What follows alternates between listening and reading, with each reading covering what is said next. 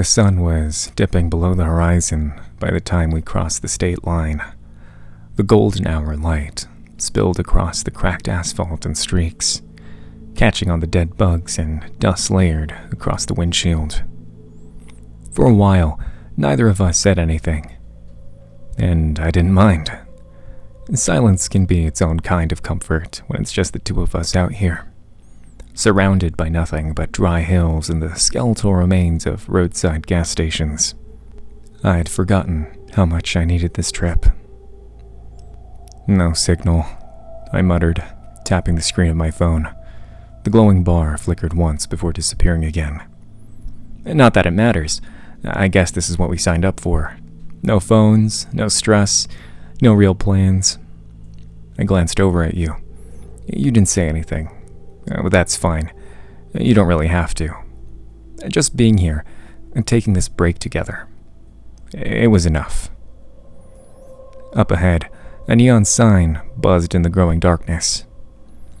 Desert Palms Lodge. Most of the letters were burnt out, the L in palms twitching on and off, and it couldn't decide if it still worked. There it is, I said. Home for the night.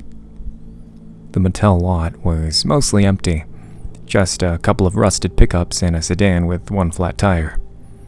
Gravel crunched under the wheels as I pulled into a spot closest to the office.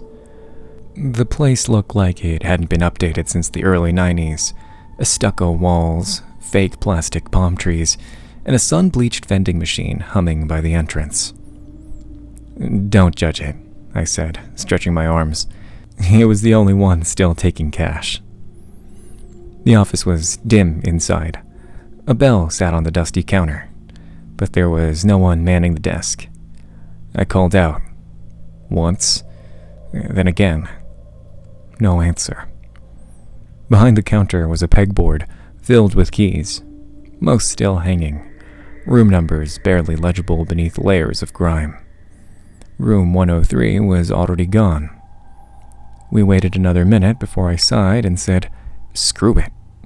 I grabbed a key for room 104 and dropped 2 crumpled bills on the counter. "We'll sort it out in the morning," I said.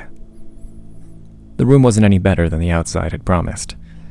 Thin, scratchy sheets, a carpet stiff with time. A small CRT television sat on the dresser that smelled vaguely like gasoline. The air carried that familiar motel perfume, mildew, pine-scented cleaner, and age. I tossed my bag onto the bed, then flopped down beside it. "Cozy," I said, sarcastically, glancing at you. "At least there's no bloodstains. Yet." You sat on the edge of your own bed, and quietly taking it all in. "We'll sleep here tonight. Hit the highway again tomorrow. We'll be in the mountains by mid-morning. You remember that diner with the buffalo statue out front? That's the one I want to hit for breakfast." I turned on the TV. Static. A burst of white noise, then a flicker of something. Just a few frames of a black and white broadcast. Grainy and washed out, before it cut back to snow. "Creepy," I muttered, switching it off. I wasn't tired yet. I paced a little, walked into the bathroom, turned the faucet, and watched yellowish water sputter out before clearing. A cracked mirror above the sink reflected a face that looked more tired than I felt. When I stepped back into the room, you were sitting with your shoes off, one foot tapping slowly. "I'll grab towels from the car later," I said.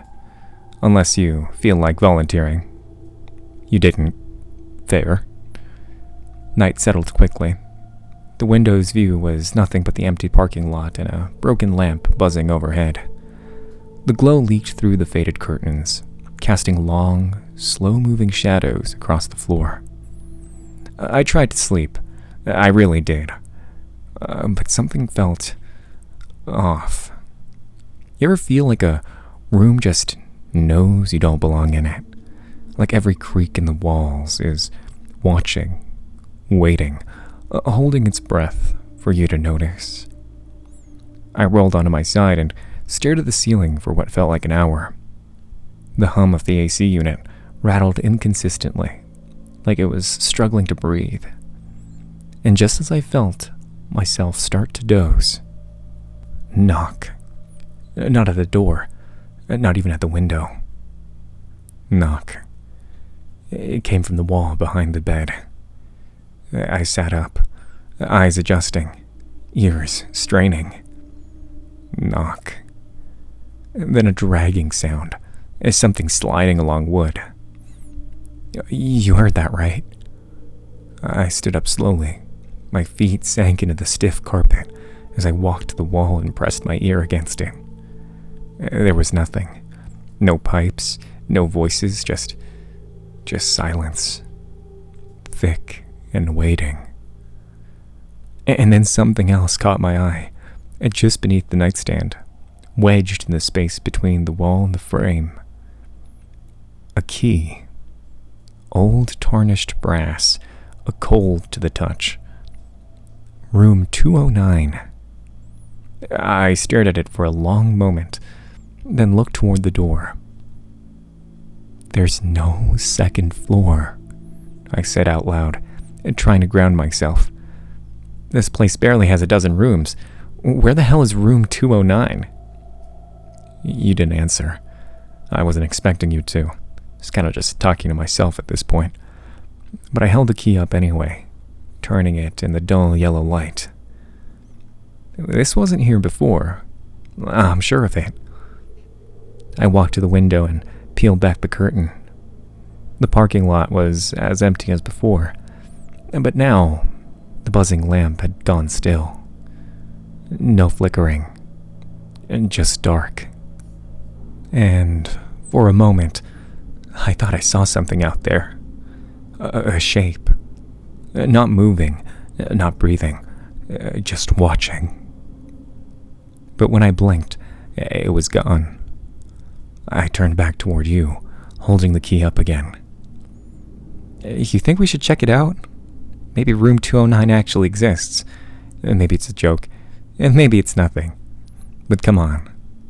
Finally have something to do. I let the silence hang. My voice dropped a little. What do you think? Should we take the key and find out where it leads, or should we just lock the door and try to sleep and forget we ever saw it?